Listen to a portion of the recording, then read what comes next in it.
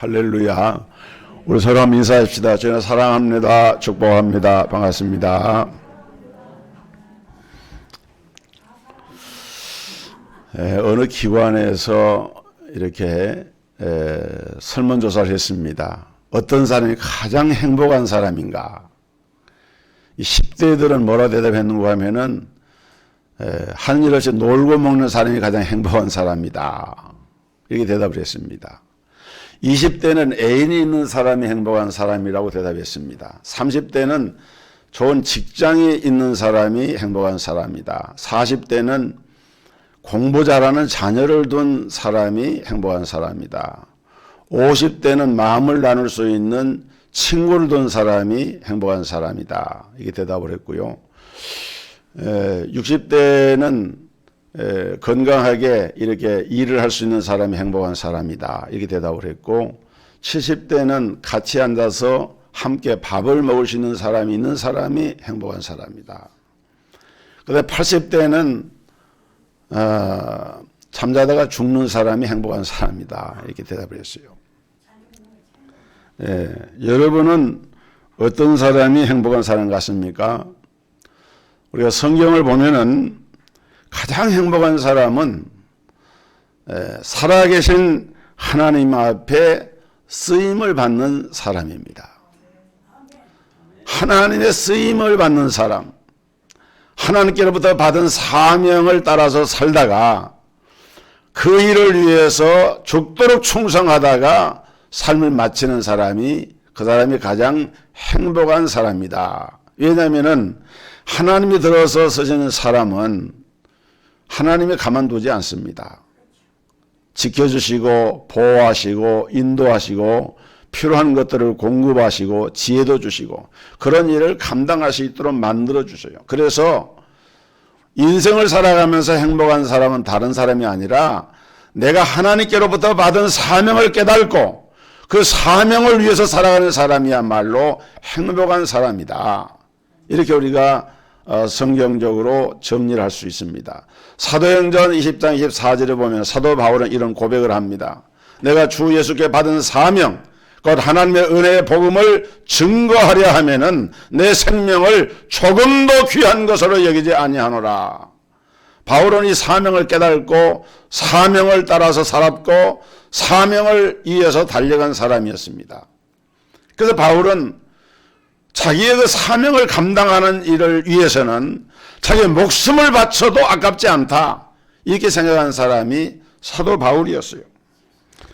오늘 이 사도 바울의 고백처럼 오늘 우리 성도들도 과연 나는 어떠한 일에 목숨을 걸고 있는가를 한번 생각해 보세요. 여러분, 세상 명예나 세상 권력이 우리가 목숨을 걸 일은 아니지 않습니까? 낚시를 좋아하는 분들은 아주 그 낚시에 이렇게 반 미쳐 있는 그런 사람이 있습니다. 그래서 아무리 멀어도 낚시를 좋아하는 사람, 낚시에 미친 사람은 장소를 불문하고 갑니다. 시간을 가리지 않고 낚시를 합니다. 밤을 홀딱 셉니다. 여름에는 모기에 물리고 겨울에는 찬바람이 추워도 몸을 이렇게 벌벌 떨어가면서도 낚싯줄을 던지고서 그러면서 고기를 잡는데 거기에 그냥 미치는 거예요. 그런데 더 놀라운 것은, 더 참 이상한 것은 그렇게 밤새도록 고기를 잡아가지고 새벽녘에 그 고기를 다 그냥 물에다가 그냥 다시 살려주고 오는 거예요. 그걸 보면은 저 사람이 미친 거 아닌가, 나는 그렇게 생각이 돼요. 그런 사람이 실제로 많이 있더라고요. 그러니까 이 사람들은 물고기를 먹으려고 잡는 게 아니라 손맛 때문에 낚시를 한다는 거예요. 그 고기를 잡는 순간에 손맛 때문에 그게 낚시를 한다는 거예요. 여러분, 좀 다르겠지만은 사람은 누구나 목숨 걸 만한 것을 찾게 되면은 거기에다가 미치게 되는데, 문제는 많은 사람들이 목숨을 걸 만한 일이 아닌데 거기다가 목숨을 건다는 거예요. 그렇다면 오늘 우리는 어디에다가 목숨을 걸어야 되겠습니까? 오늘 하나님 우리 주신 말씀 보니까 복음을 위해서 목숨을 걸으라고 말씀을 하고 있어요. 예수 그리스도의 복음을 위하여서 목숨을 걸어야 된다라고 사도 바울은 강조하고 있습니다. 왜 그렇습니까? 왜 우리가 복음을 위해서 목숨을 걸어야 합니까? 첫째로 예수를 믿으면 구원을 받고 천국 백성이 되기 때문입니다. 예수를 믿으면 구원을 받게 됩니다. 예수를 믿으면 천국 백성이 됩니다. 여러분, 천국 백성 되는 것은 성경으로 풀어서 얘기하자면 결코 어려운 일이 아닙니다. 천국 백성 되는 것은 너무도 쉽고 간단해요.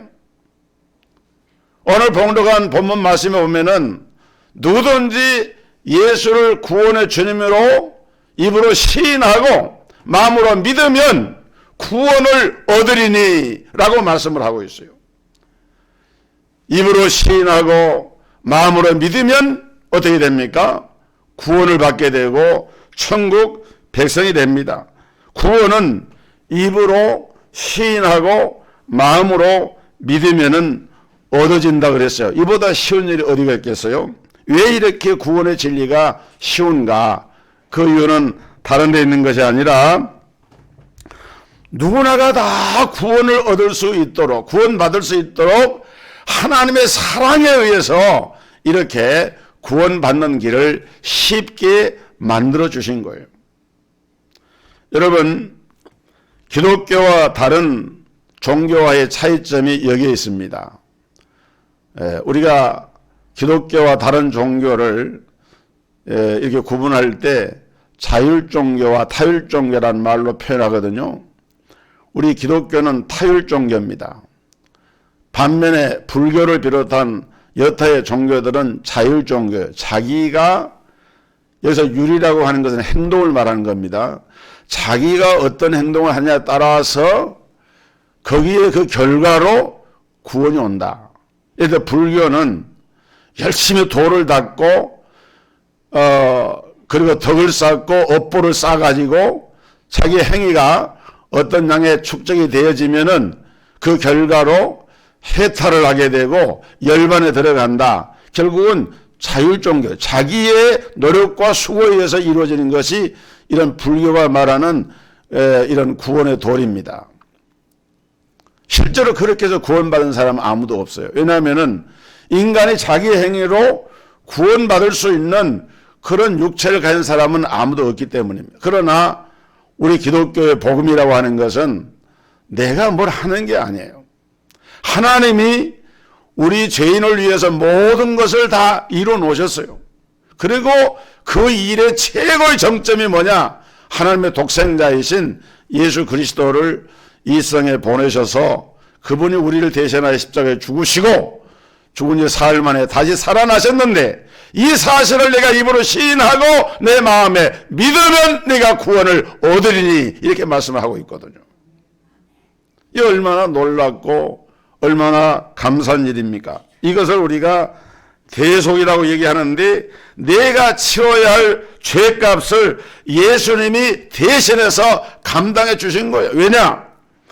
죄인은 죄인을 구원할 수가 없고 죄 없으신 분이 죄인을 구원할 수가 있기 때문에 그래서 무죄하신 하나님의 아들 예수님이 그 무죄한 피를 흘리셔서 우리의 죄를 속량해 주셨기 때문에 그 예수를 마음에 믿고 입으로 시인하면은 구원의 백성이 되고 천국의 백성이 되는 것입니다.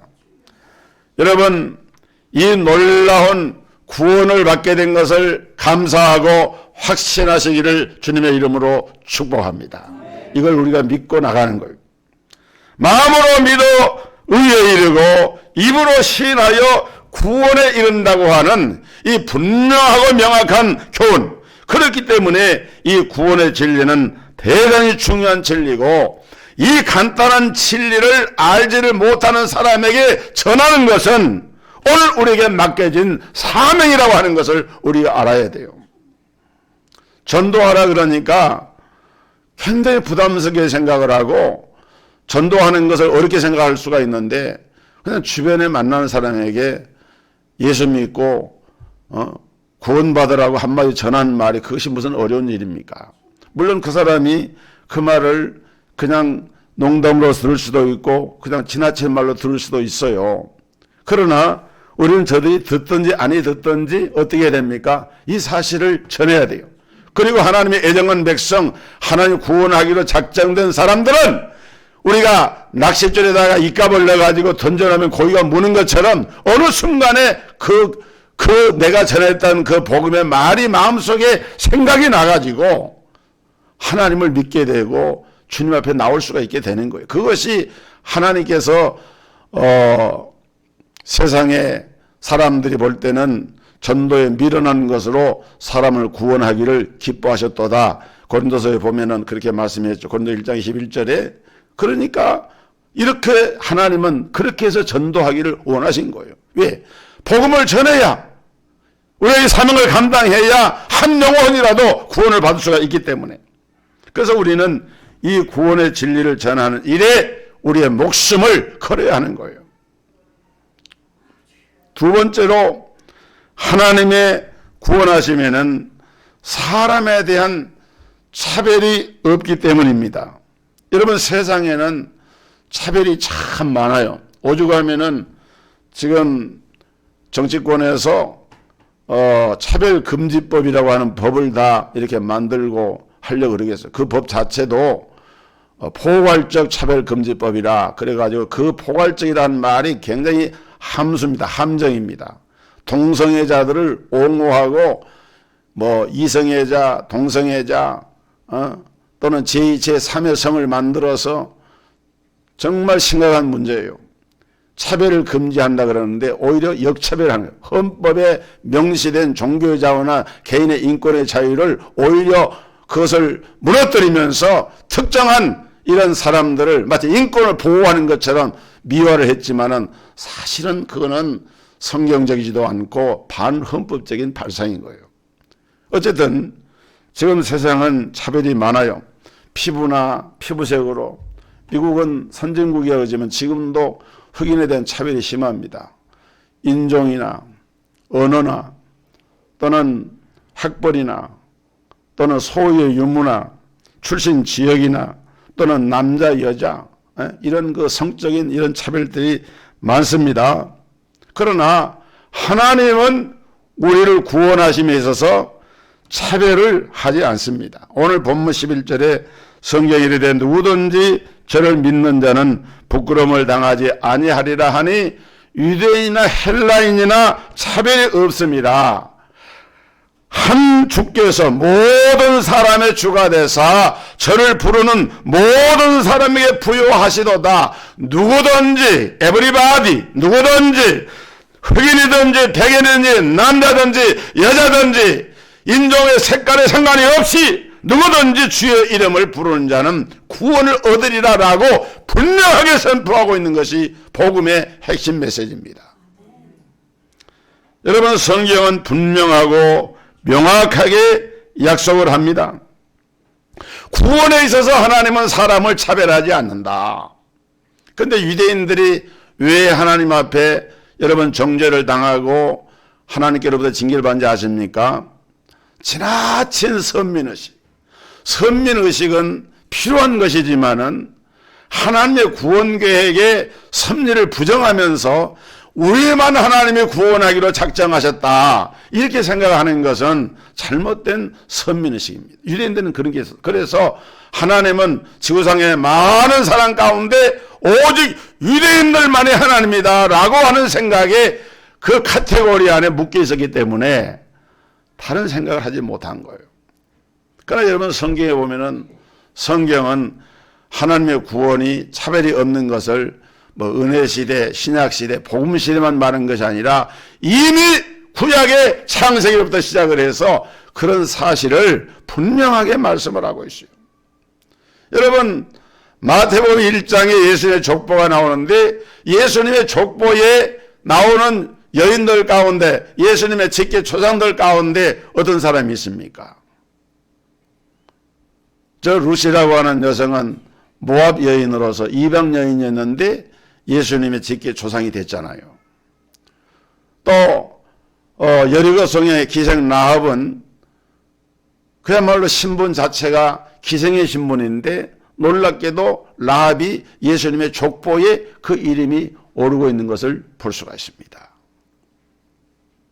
여러분, 이뿐만이 아닙니다. 요나서에 보면은 요나도 유대인들의 선민의식이 굉장히 강해가지고 하나님께서 니느웨에 가서 하나님 말씀을 선포해서 그 성을 구하라 할 때에 니느웨는 유대 나라를 핍박하는 아수리 나라의 수도이기 때문에 그 민족적인 감정이 좋지 않아요. 우리나라 일본 사람 싫어하는 것처럼.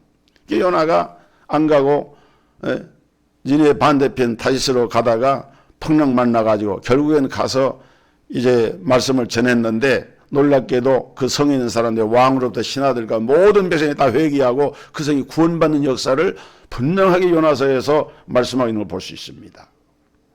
여러분, 이렇게 하나님의 구원의 역사라고 하는 것은 지금도 계속이 되고 있는데 이 구원의 보편성이 있었기 때문에 누구든지 주의 이름을 부르기만 하면은 구원을 얻게 되는 거예요. 남자든지 여자든지 흑인인지 백인이든지 잘난 사람이나 못난 사람이나 차별이 없어요. 우리 민족도 그래서 소망이 있는 겁니다. 여러분, 우리 대한민국은 반만 년의 역사를 가진 유구한 역사와 전통을 가진 민족으로서 우리가 자부심을 가질만 해요.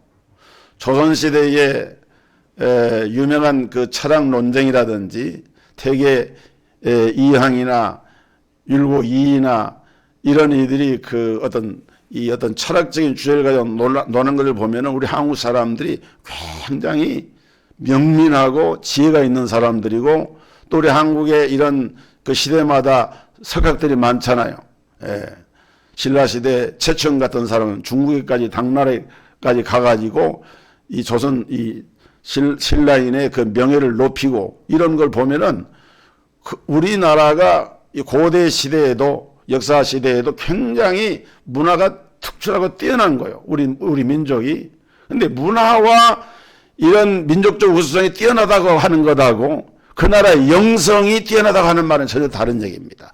영적으로 볼 때는 미개인이야.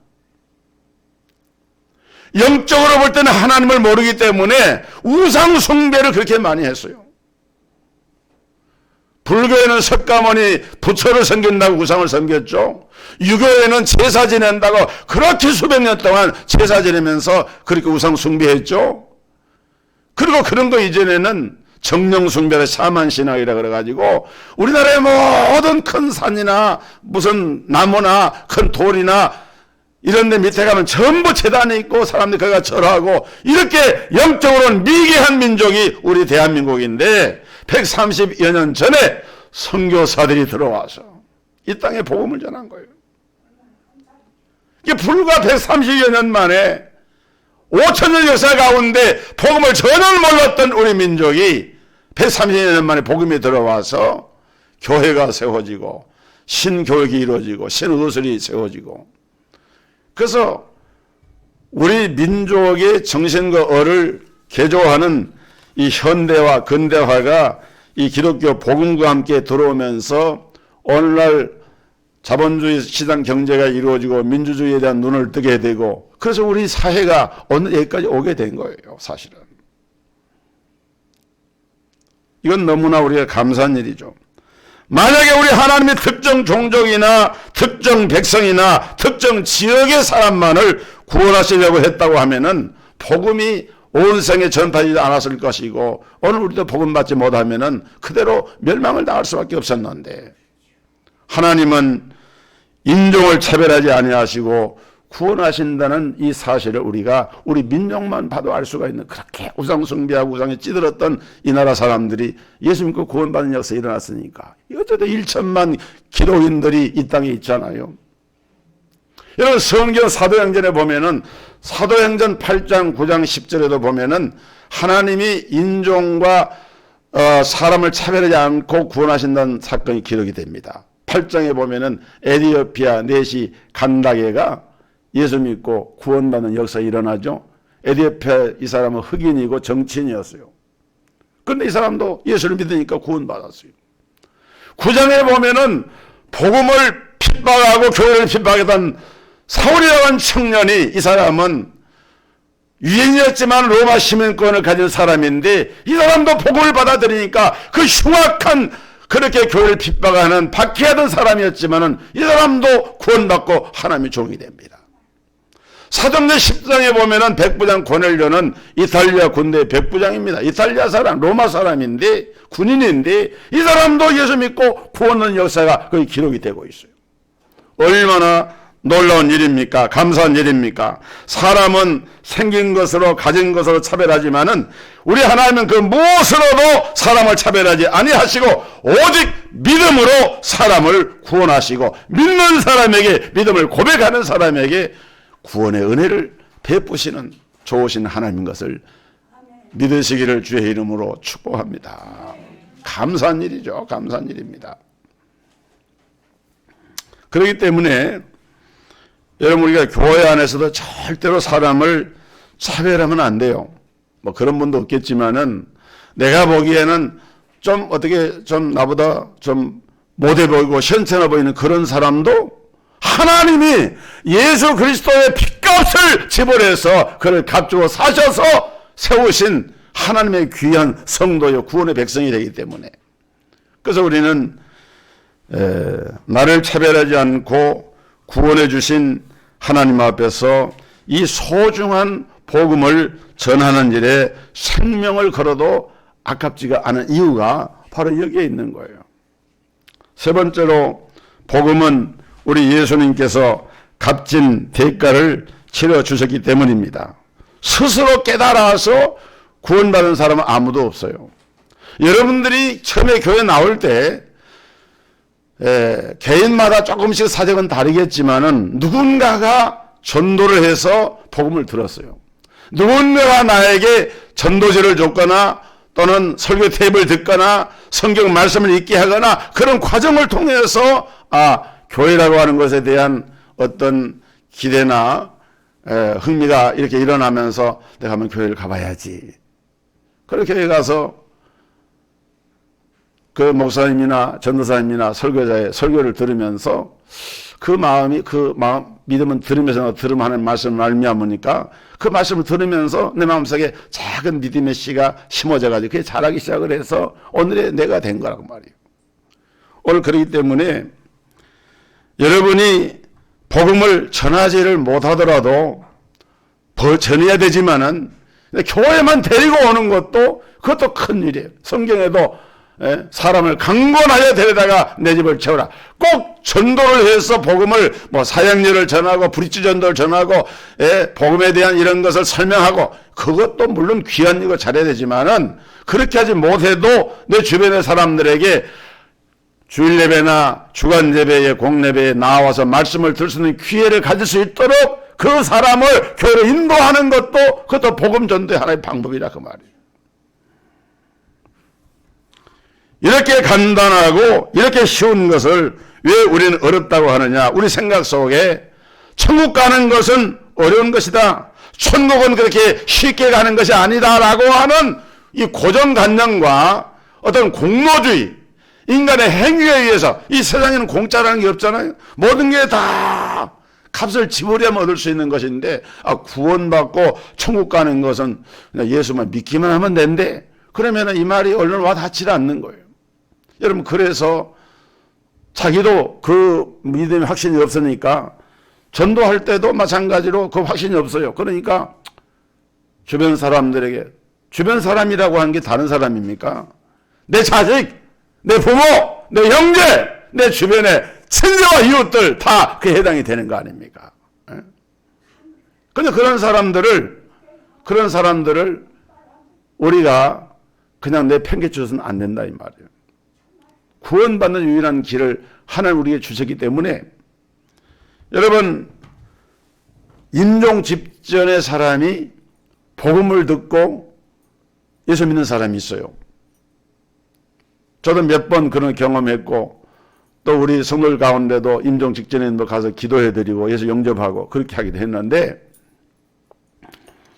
여러분 임종 직전에 평생 예수 안 믿고 교회도 한번 나와보지도 않았어요. 그런데도 임종이 가까워지니까 목사님 와서 좀 기도해 주시고 성찬식을 해주면 좋겠습니다. 그래서 그 휴대용 성찬기를 가지고 와서 성찬식을 베풀고 그렇게 하면서 전도한 경우도 저도 몇 차례 돼요. 우리 부교육자 그 부모님 가정도 그런 분이 있었고 그런 일이 있었어요. 근데 이게 중요한 것이 여러분 임종 직전에 예수님 믿고 영접하는 사람이 구원 받을 수 있습니까? 없습니까? 진정으로 예수님 영접하면 구원 받잖아요. 그 신뢰가 어디 나오죠? 누가복음 23장에 보면은 우편강도 죽음 직전에 예수님 앞에 그렇게 부탁하죠. 그때 예수님이 그 믿음을 보시고 그 강도에 뭐라고 합니까? 오늘 네가 나와 함께 낙원에 있으리라. 낙원은 천국을 말하는 거예요. 그 사람이 죽으면서 육신은 십자가에서 그 강도짓을 해가지고 그 죄로 죽지만 그 영혼은 주님과 함께 낙원에 천국에 들어간 거예요. 여러분 이렇게 되면은 어떤 분은 이렇게 반문할 분도 있어요. 우리가 평생 신앙생활하면서 힘들게 어렵게 교회 봉사하고 시간 들이고 물질 들이고 그러기보다 그냥 죽기 전에 그냥 예수님께 고백하고 그러고 구원받으면 좋지 않겠는가. 근데 두 가지 이유 때문에 우리는 그런 생각해서는 안 돼요. 첫째는 사람이 죽는 시간을 모릅니다.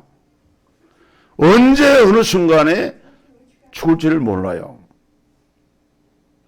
그렇기 때문에 죽으면 준비를 해야 됩니다.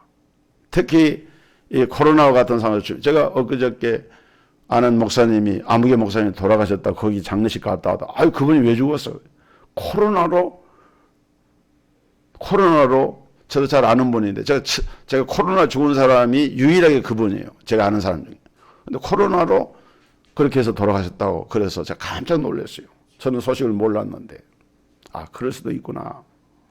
우리가 몰라요. 죽음은 언제 어느 순간에 우리 임할지 몰라요. 두 번째는 여러분 사람이 죽고 나서 하나님 앞에 나가게 되면은 믿음은 구원으로 완성이 되지만은 상급이라고 하는 것이 주어지는데 상급은 행함으로 주어진다고 하는 것을 우리가 알아야 됩니다. 성경에 너무도 이 사실을 많이 분명하게 말씀을 하고 있어요. 계시록 2장 10절에 보면은 죽도록 충성하라 그래야만 내가 생명의 멸류관을 얻으리라. 마태복음 10장 42절에 이 소자에게 냉수 한 그릇을 주는 자도 결탄코 상을 잃지 아니하리라. 히브리 11장 26절에 그리스도를 위해 받는 모든 능력을 애굽의 모든 부하보다 더 큰 재물로 여겼으니 이는 상주심을 바라봅니다. 모세가 그래서 애굽의 모든 것을 버리고 그 고난 받으면서 능력을 당하면서도 그 일을 감당한 것은 모세는 하나님 나라에 들어가서 받을 상을 바라보면서 그 길을 걸어간 거예요. 여러분 우리가 교회 섬기다 보면은 때로는 힘들고 지치고 우리 현 사업이나 직장이나 일터나 생업의 터전도 복잡한 거 많은데 교회 일을 하려고 보세요. 안 하려고 하면은 신경 쓸 일이 전혀 없지만은 좀 교회 들여다보고 하려고 하면은 머리 쓰는 일 이렇게 힘든 일이 참 많아요. 여러분 저는 우리 성도들에게 성경 말씀을 통해서 권면하고 권고를 합니다. 여러분 교회 일하면서 힘들고 어려우시죠? 감사하시길 바랍니다. 왜? 세상 일을 위해서 여러분들이 걱정하고 근심하는 그런 일에는 거기는 상급이 따르지가 않아요.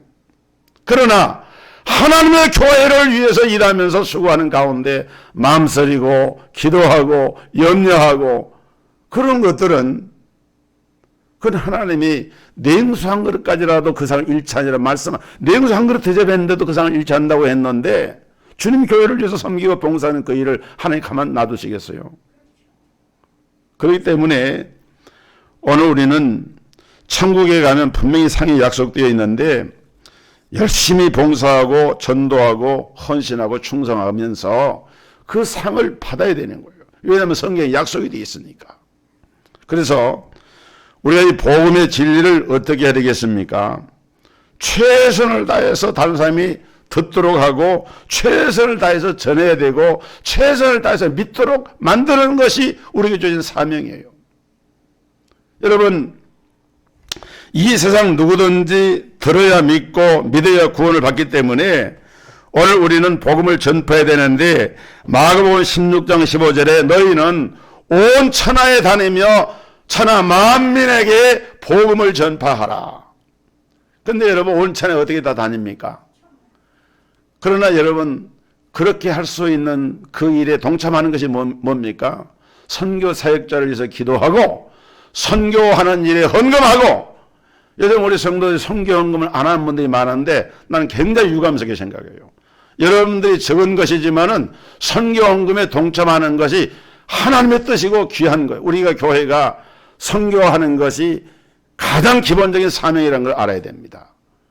여러분 우리 한국 교회가 언더우드 선교사, 아펜셀러 선교사는 아는데 존 로스 선교사와 맥킨타이어 선교사를 잘 몰라요. 또 토마스 선교사를 잘 몰라요.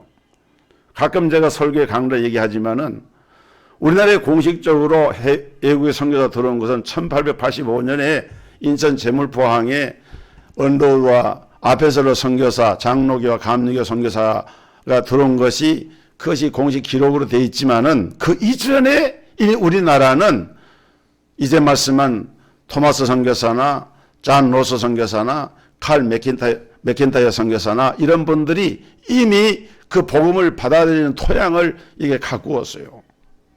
토마스 선교사는 영국의 웨일즈의 하노버라고 하는 교회에서 파송을 받았는데 자기 아버지가 그 교회 담임 목사였어요.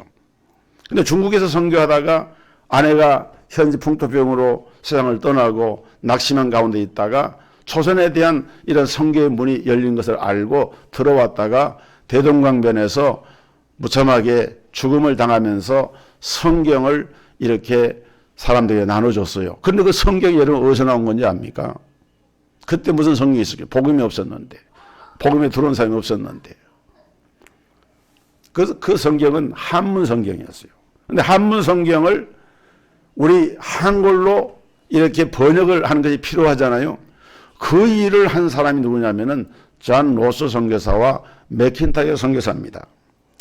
자, 토마스 선교사가 대동강변에서 순교했다는 소식을 들은 존 로스 선교사는 중국의 심양에서 선교 활동을 하고 있었는데 그 사람도 중국에서 자기 아내를 잃었어요. 토마스도 그런 그 자기 아내를 잃은 선교하러 왔다가 그런 동병상련이기 때문에 참 가슴이 아프면서 기도하다가 내가 조선의 복음을 전해야 되겠다 이렇게 생각하다가 그 당시 1866년에 조선이 아주 굳게 그 대원군의 세국 정책으로 닫혀있던 그런 시절인데 중국의 심양에서 조선인들 상대로 이 존 로스 선교사가 선교 활동을 시작을 합니다. 그리고 심양 남쪽 약 100리 한 40km 지점에 고려문이라고 하는 곳이 있는데 거기에는 조선 사람들이 중국에 무역하러 모이는 그런 고을입니다. 그래서 이 존 로스가 그곳에서 조선 사람인 이응찬, 백홍준, 이성하, 김진기 이 사람들은 아펜셀러 언더 선교사가 들어오기 전에 이 존 로스 선교사를 통해서 복음을 듣게 되고 예수를 믿었던 사람입니다.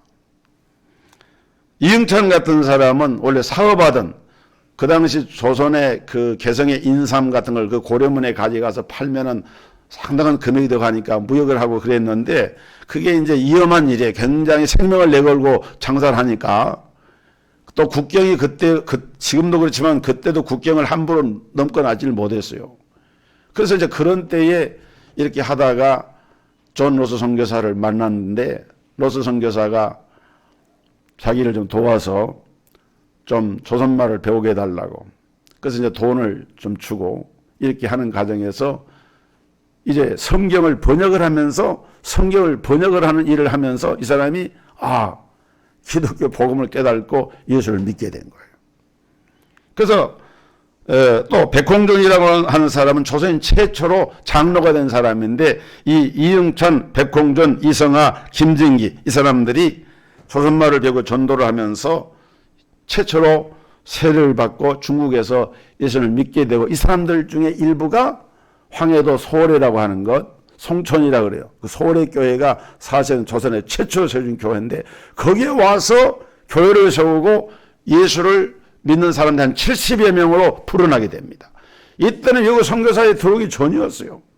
그리고 이 존 로스 선교사가 아내가 죽었기 때문에, 자녀들이 있기 때문에 자기 그 본국이 스코틀랜드 자기 여동생을 와가지고 이제 주방 일을 돌면서 이 선교사를 돕고 있었는데, 그 존 로스의 그 여동생이 맥킨타이어 선교사와 결혼을 합니다. 그래서 맥킨타이어 선교사와 함께 조선어 성경 번역을 위해서 매진을 해가지고, 그로부터 11년 만에 쪽복음 영토를 해가지고 신약 성경 전체를 다 번역을 해내요. 그게 1887년이었어요. 그러니까 선교사가 들어온 게 85년인데 거의 같은 시기에 이렇게 성경이 번역이 되어지고, 그러면서 이분들이 가족을 잃고 그 존 로스 선교사는 자녀까지도 또 잃고 이렇게 했는데, 그러면서 이 조선 땅에 복음이 들어오게 된 거예요. 여러분, 저들은 그야말로 목숨을 건 복음 선교를 했어요. 그 당시 조선의 천주교 박해가 수백만 명이 그 핍박을 당하고 막 세국정책으로 그런 시대였기 때문에 엄청난 박해를 당하면서도 저들이 복음을 전하는 것은 사람을 살리는 운동 이것이라는 확신을 가졌기 때문에 그랬던 거예요. 오늘 우리는 이 간단하고 이 명확한 복음을 전하는 일에 우리가 생명을 걸어야 합니다. 복음을 전하는 것은 너무 소중하고 중요한 일이에요. 오늘 이 은혜가 우리 동석교회와 우리 모든 성도들에게 임하기를 주의 이름으로 축복합니다. 찬양하겠습니다.